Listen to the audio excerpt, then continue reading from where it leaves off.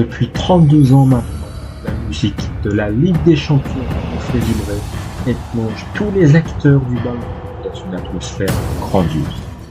Mais comment ces quelques notes sont-elles devenues si incontournables? Voici l'histoire de l'hymne de la Ligue des Champions.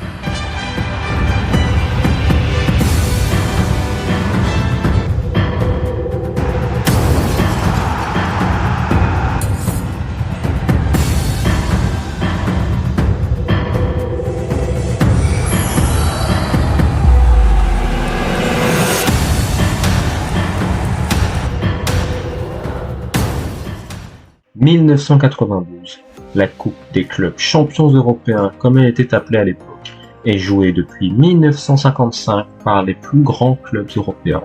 Mais celle-ci arrive à bout de souffle et pour redonner vie à sa compétition phare, l'UEFA va réaliser un rebranding complet du tournoi.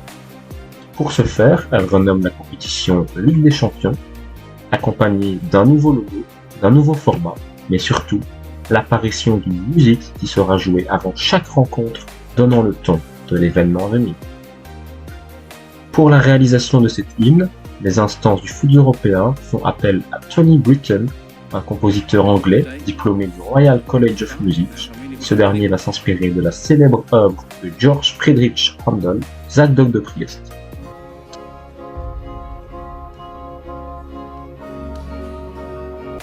Qui est utilisé comme hymne du couronnement des rois britanniques depuis George II jusqu'à peu récemment, le roi Charles III.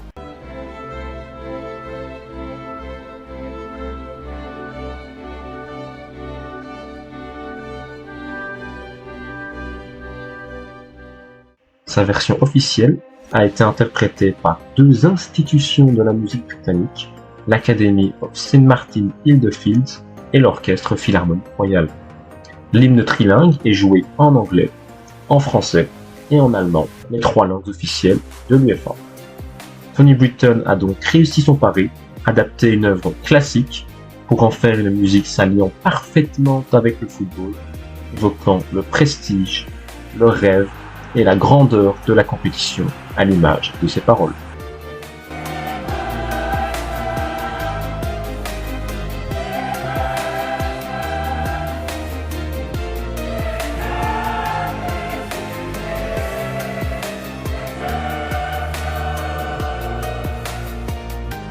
Joué simultanément pour la première fois sur les pelouses de Bruges, des Rangers et de Porto, à l'occasion de la première journée des phases de poule de l'édition 1992-1993, cette légendaire musique est désormais jouée avant chaque rencontre de Ligue des Champions, faisant vibrer à chaque note joueurs, entraîneurs et supporters.